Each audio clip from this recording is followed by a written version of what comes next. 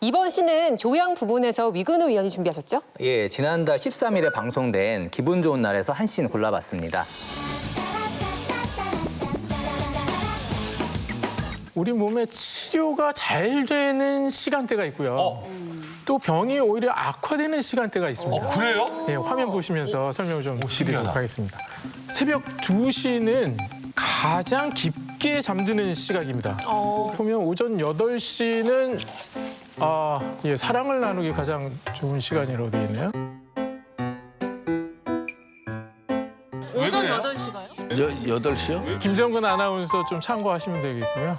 저요? 저는 딸과 가장 사랑을 많이 나누는 시간이 그래요? 예, 그런 사람은 아닙니다. 김학래 씨는 아니 9시를 보시면 아실 수가 있는데 예. 9시에 남성 호르몬이 가장 높을 때거든요. 오전 9시. 오전입니다. 출근 시간을 바꿔야 돼요, 그래서. 근데 왜 그 시간에 9시 뉴스를 출근 시간을 바꿔야 출산율을 올릴 수 있다니까? 예, 지금 의사분들이 출근 시간을 바꿔라. 네. 굿 아이디어입니다. 네. 이 씬을 고른 이유가 있으실까요? 먼저 이제 그 이성 간 성관계 좋은 시간이라는 거 이제 그 시간표를 보여줬는데 이제 그게 왜 저 기준인가 했더니 남성 호르몬이 활발한 시간대라고 하더라고요. 그러니까는 이성 간 성관계 좋은 시간인데 남성의 신체 기준에 맞춰서 얘기한다는 것 자체가 좀 저는 좀 잘못된 기준이라는 생각이 들었고요. 근데 거기에다가 이제 또 김정근 아나운서를 콕 집어서 김정근 아나운서 되게 중요한 시간입니다. 저는 이거는 약간 성희롱적인 맥락이 있다고 생각을 해요. 방송에서 선을 넘은 성적인 농담이었다고 저는 생각을 하고 근데 그러면서 이제 또 그냥 툭 던진 말이긴 한데 출근 시간을 바꿔야 돼요, 그래서. 근데 왜 그 시간에 9시 뉴스를 출근 시간을 바꿔야 출산율을 올릴 수 있다니까? 출산율 저하 문제를 그런 식으로 다루면 안 된다고 생각을 하거든요. 그러니까는 이성과 성관계랑 출산은 별개의 문제입니다. 그래서 사실 출산율 저하라는 것은 그래서 그게 무슨 남녀 간의 성관계가 지금 줄어드는 겁니까? 그게 아니잖아요. 우리가 아이를 낳기 좋은 환경이냐, 기르기 좋은 환경이냐, 그 여성들에게 어떤 되게 너무 많은 부담이 지어지지 않느냐 그런 논의들이 지금 계속해서 되고 있는데 정말 그 모든 논의들을 그냥 일거에 그냥 농담거리로 만들어 버리는 짧지만 굉장히 좀 문제적인 씬이었다고 생각합니다. 네. 다른 위원들께서는 그렇다면 이 씬 어떻게 보셨나요? 저는 일단 굳이 평일 오전 이제 주부들이 주로 보는 정보 프로그램에서 특정 남성 아나운서를 대상으로 성적 농담을 하는 거에 대해서 굳이 이게 필요한가라는 생각이 일단 들었고요. 걱정스러운 부분은 이 이야기를 하신 분의 직업이 의료인이라는 거죠. 의료인이라는 게 기본적으로 정확한 정보, 과학적 근거를 가지고서 이야기를 하셔야 되는데 표현되는 것이 이렇게 약간 성적 농담식으로 흘러가게 되면 보는 사람 입장에서는 신뢰성을 가지기가 좀 어렵죠. 그리고 두 번째로 제가 좀 걱정스럽게 봤던 건 우리 사회에서 사실 이성 간의 이런 성희롱이나 성적 농담에 대해서는 굉장히 문제 제기를 하는데 동성 간에 특히 대한민국 사회에서 남성 간의 이런 성적 농담에 대해서 굉장히 사실적으로 기준선이 좀 낮은 편이에요. 뭐 이 정도는 통념상 남자니까 이해할 수 있지 뭐 이런 식으로 접근하는 경우가 많거든요. 그거보다 거의 너도 똑같잖아 이런 식이죠. 그렇습니다. 이건 일상적으로 뭐 방송 프로그램뿐만 아니라 우리 사회 전체에 퍼져 있는 약간 분위기인 것 같아요. 또 보면서 그런 생각을 했거든요. 제작진이 왜 이 장면을 굳이 썼을까? 왜냐하면 첫 번째로 농담을 던졌을 때 김정근 아나운서가 살짝 당황하면서 이제 다른 말로 이렇게 돌리려고 했어요. 딸과 사랑을 나누는 시간이다. 그랬더니 굳이 또 그 사랑이 아니다라고. 김정근 아나운서가 몰랐을 리가 없잖아요. 그렇죠. 다른 쪽으로 이제 이야기 방향을 돌린 건데 거기에서 또 계속해서 나가더라고요. 근데 굳이 이 장면을 제작진이 왜 썼을까? 사실은 이야기를 한 그 의료인 패널도 그렇고 제작진도 그렇고 이게 센스 있다라고 생각을 해서 사용을 한 걸 거 아니에요. 근데 이게 과거의 방송에서 이런 성적인 농담들, 어떤 성적인 애드립들 이런 거를 기존에 이제 엄숙주의에 우리가 지배됐을 때 하나의 금기를 깨는 행위로 우리가 의미 부여를 하던 시절이 있었죠.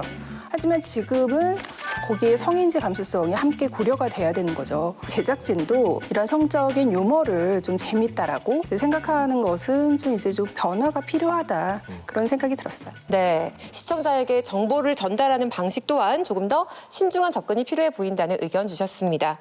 마지막 씬 만나볼게요. 드라마 부분에서 만나볼 씬 김선영 위원이 준비하셨죠? 저는 나쁜 사랑 89회의 한 씬 준비해봤습니다.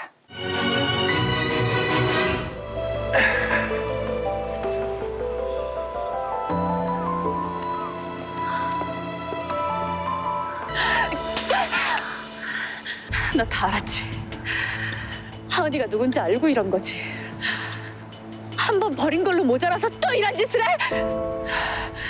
내가 뭘 어쨌다고 이 난리야. 그냥 아이랑 바람 쐬러 나온 거야. 집어쳐! 너 다 알았잖아. 스카프 보고 유전자 검사까지 했잖아. 그거 알고 하은이를 또 버린 거야? 아, 너 어떻게 이래? 그래, 알았어. 니들이 먼저 날 속였잖아. 나 따로 뭘 어쩌라는 거야? 왜 진작 말 안 했어? 왜 말 안 했는지 몰라서 물어? 네가 이럴까봐 말을 안 한 거야. 내 삶을 이렇게 엉망진창으로 만든 거 다 니들 남매랑 아줌마 탓이야. 그래, 우리 탓해도 좋아. 근데 죄 없는 하은이한테 어떻게 이래? 네 자식한테 어떻게 이래? 걔가 없어야 내가 사니까. 그래서 내가 나가라고 했잖아. 야, 황현수, 이제 되돌릴 수 없어. 이미 너무 많이 왔어. 나 아무것도 포기 안 할 거야. 그러니까 하은이 제발 내 눈에 띄지 않게 보내라고! 야! 이 자식아! 너 미쳤어? 그래, 미쳤다! 하은이를 어떻게 하려고! 너 내가 가만한다! 너 한 번만 더 하은이 건드려!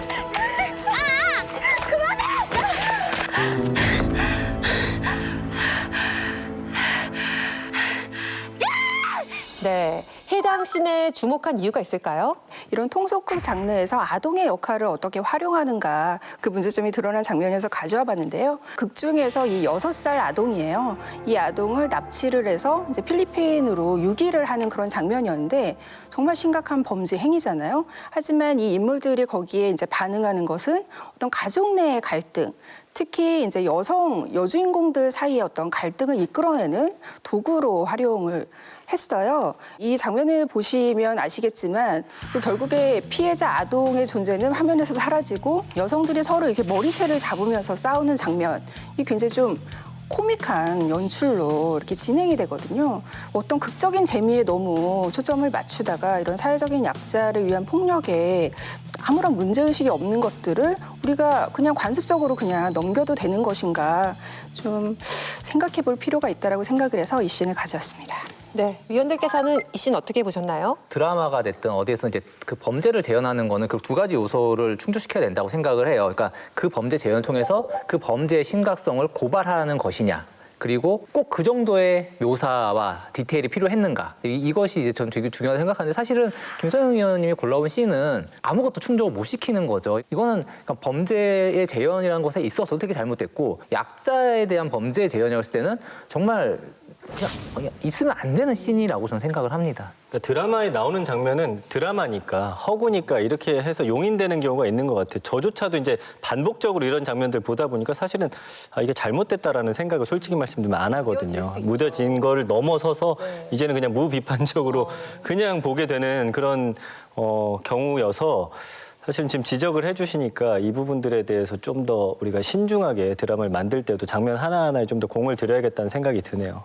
사실 얼마 전에 굉장히 뜨겁게 논란이 된 것이 많은 분들이 보는 이제 가족 드라마가 방영되는 그런 시간대인데 여성들을 성적 대상화해서 그 장사를 위해서 남학생들을 좀 이렇게 유혹하는 현혹하는 그런 장면이 방송이 됐고 또 다른 채널에서 굉장히 인기리에 방영되고 있는 드라마가 여성을 향해서 폭력을 휘두르는 장면을 가해자의 시점으로 연출하는 것이 굉장히 뜨거운 논란을 일으켰잖아요. 그나마 이런 드라마들은 굉장히 가족 드라마라거나 좀 시청률이 굉장히 높은 드라마이기 때문에 굉장히 화제가 되고 논란이 될 수도 있지만 이런 나쁜 사랑 같은 경우에는 이제 흔히 말하는 아침 드라마고 보는 층이 뭐 주부들이나 보는 드라마 그렇게 생각을 하기 때문에 그 시청자에 대한 편견이 더더욱 이런 장면들을 아무런 문제의식 없이 재현을 하는 거거든요. 그러니까 그런 면에서 더 심각한 문제의식을 가져야 되겠다는 생각이 듭니다. 네, 드라마라고 해서 용인되는 장면들이 또 실제로 시청자들의 인식에도 많은 영향을 미치기 때문에 조금 더 신중한 접근이 필요하지 않을까 하는 생각이 듭니다. 네, 그리고 앞서 본 씬에서도 나왔지만 극적 갈등을 위한 역할로 아동을 그려낼 때 자주 등장하는 장치 중 하나가 유전자 검사가 아닐까 하는데요. 언제부턴가 드라마 안에서 빠지지 않는 클리셰로 자리 잡게 된 유전자 검사. 이 반복적인 등장에 문제는 없을까요?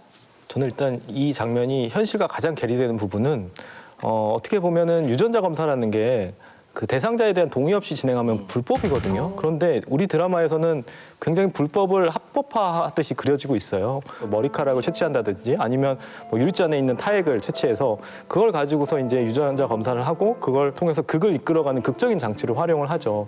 하지만 이걸 법적으로 보면은 굉장히 이제 불법적 요소가 많다 보니까 현실적으로는 굉장히 문제가 많은 부분인데 거기에 대한 좀 문제의식이 부족하다라는 생각이 들어요. 그냥 저 정도는 나도 할 수 있겠다라는 생각이 들면서 문제가 생기면 그냥 몰래 가서 누구의 어떤 유전자 관련된 자료들을 채취하는 그런 모습들을 우리가 상상할 수 있거든요. 그래서 좀 잘못된 인식을 만들 수 있는 위험적인 요소가 굉장히 많은 부분이다라는 생각이 들어요. 의심되면 검사하세요. 약간 이런 느낌이 있잖아요. 쉽지가 않은 거거든요. 사실은 친자 확인을 한다라는 거는 어쨌든 하는 입장도 그렇고 결과를 받아들였을 때 이 모두에게 정말 큰 상처가 되는 건데 결국에는 우리 드라마의 출생의 비밀, 뭐 친자 확인해야 되는 상황이 너무 많다라는 거잖아요. 기사를 보니까 한국 드라마 77편 중에서 친자 확인하는 게 뭐 31편이었다. 너무 많은 거죠. 그러니까 우리가 너무 이런 이야기에 좀 집착하고 있는 게 아닌가 생각을 해봅니다. 저는 그 이야기의 집착도 맞고 저는 그게 친자에 대한 집착이라는 생각도 들어요. 그러니까 내 핏줄에라는 것에 대한 그 집착이 사실은 그 친자 확인이라고 하는 서사로 계속 넘어가는 거고 옛날에는 내 애니 아니냐 그 부분이 갈등 구조였으면 이제는 이제 유전자 검사라는 게 생겼으니까 이제 그게 또 다시 서사로 들어가는 거죠. 그러니까 이제 유전자 검사 자체가 문제가 아니라 한국의 친자 이데올로기랑 합쳐지면서 문제인 것 같아요. 드라마를 보고 있으면은 어떤 느낌이냐면 어차피 그냥 이거 확인하면 진실이 나오는 건데 왜 거부해? 그러니까는 예, 사실은 이걸 하자고 하는 쪽이 이걸 해야 되는 이유에 대해서 충분한 논증을 해줘야 되는데 오히려 거부하는 쪽에서 내가 이걸 하기 싫은 이유를 얘기해야 되는 거예요. 되게 쉬운 일이니까. 왜냐하면 친자가 중요하니까. 그걸 확인하는 게 제일 중요한 일이기 때문에 이런 식으로 되게 드라마 안에서 서사적으로 굉장히 잘못 재현되고 있는 것 같아요. 또 하나의 문제점은 단순한 어떤 혈연만 확인을 하는 게 아니라 출신에 대한 어떤 검증의 역할을 한다라는 거예요. 내 사랑 치유기라는 드라마가 있었는데 여기에서 소유진 씨가 이제 맡은 그 역할이 처음에는 이제 주워온 아이, 데려온 아이 이런 식으로 굉장한 혐오와 차별에 시달렸는데 갑자기 유전자 검사 하나 때문에 이제 확 신분 상승을 하게 되거든요. 그러니까 이게 결국에는 이 유전자 검사가 이런 식으로 인물에 대한 어떤 차별을 또 하나 어떤 신분 상승 판타지로 그냥 뭉개버리는 이런 문제점이 저는 되게 심각하다라고 보고요. 원래 그 사람의 자리다라는 증거가 되는 거잖아요. 그렇죠. 네, 그래서 기존의 어떤 그런 고아라든지 한부모 가정의 자녀들이 겪고 있는 그런 차별 섞인 요소들은 그 안에서 어떤 문제 의식도 없이 그냥 사라지는 거죠. 왜냐하면 이 사람은 나중에 굉장히 행복한 결말을 성취를 하게 될 거니까요. 그래서 그런 점들도 굉장히 좀 문제가 있지 않나 그런 생각이 들어요. 네, 너무나 익숙했던 클리셰 장면 속에 생각해볼 요소들이 참 많다는 그런 생각이 듭니다. TV 프로그램 속 장면들을 되짚어보며 그 의미를 다각적으로 들여다본 씬과 함께 다음에도 더 깊이 있고 다양한 씬들로 다시 만나 뵙겠습니다.